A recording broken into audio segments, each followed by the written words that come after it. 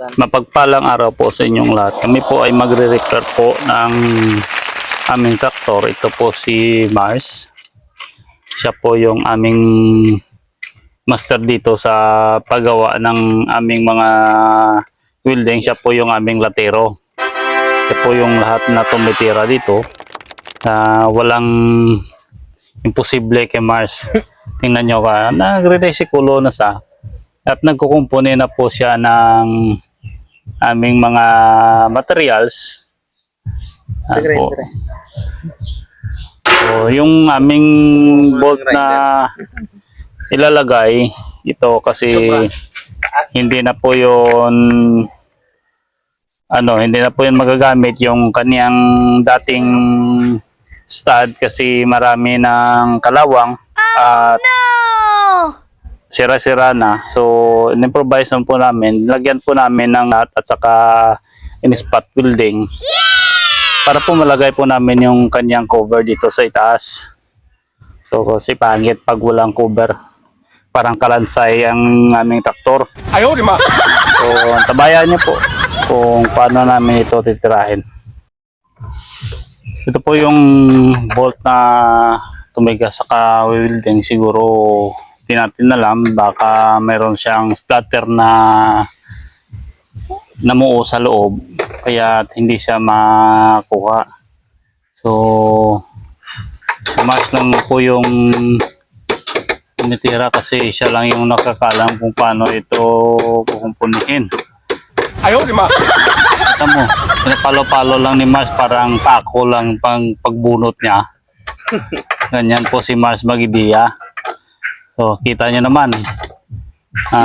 Sisiyo na sisiyo talaga sa kay Mars. Oh. Kung hindi mabunot, isisira. Ikukumpunihin ulit. Balda gitu.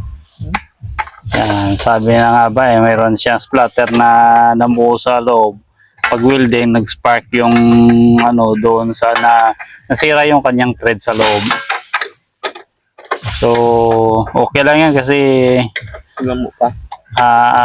puputulin rin namin yung kanyang dulo kasi mahaba yung bolt. Yung nut ya. Gusto yung nut ng diferensya. Okay. So, okay naman yung nut. Yung yung stud lang kasi pag welding kanina, nag-spark yung sa loob. Kasi dyan nakakatip yung ground. So, nakuha na po ni Mars. So, antabayanan nyo lang po ang susunod na kabanata. Ito na po at puputuloy na po ni Mars yung stud na binunod niya kasi mahaba po yan. At yan na po yung kanyang measurement. So, ising-isi lang po. Portable grinder lang po yung aming ginamit kasi yung kanyang RPM hindi masyadong malakas at saka hindi naman po marami yung gagawin namin. Mang-cutting naman lang po ng stud. Yun, at isusukat muna. Wala na sukat-sukat. Kaya na ito. Ito yung isang bolt na gagamitin namin. Dapat po nakagamit po kayo ng may strip para hindi po mahirap putulin kasi mainit yung bolt kapag pinakatin. At saka yung kanyang dulo dapat i-grind mo na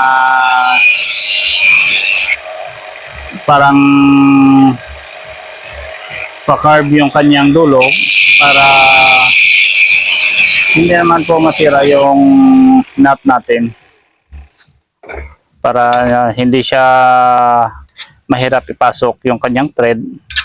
Ito na po at amin na siyang symbol.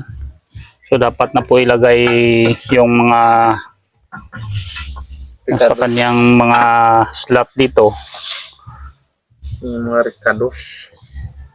Ganyan po yung kanyang posisyon. Dulu juga.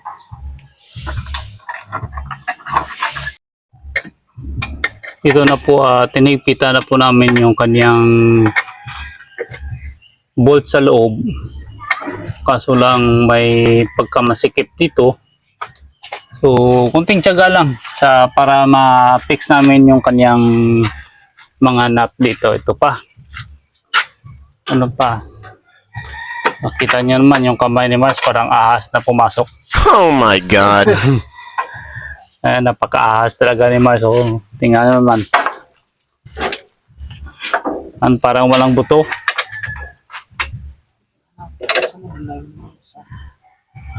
Kahit mahirap, pinitiis ni Mars. Oh.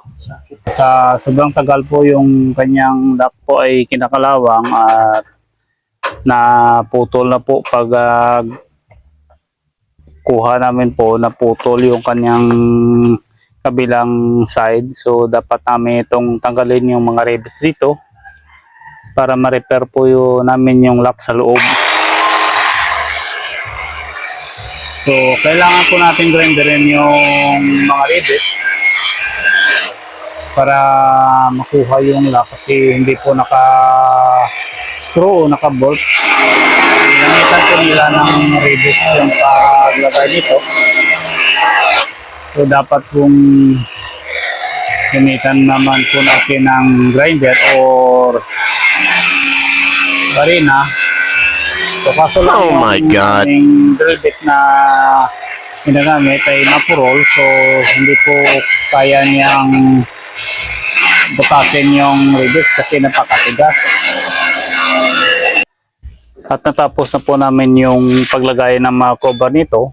Oh, At yes! pag-repair ng lock nito. So kanya na po yung kanyang kabuang itsura. Parang hindi nakalansay na traktura. 哎呦我的妈！ So, ito na po yung dating mukha ng Ford 8210.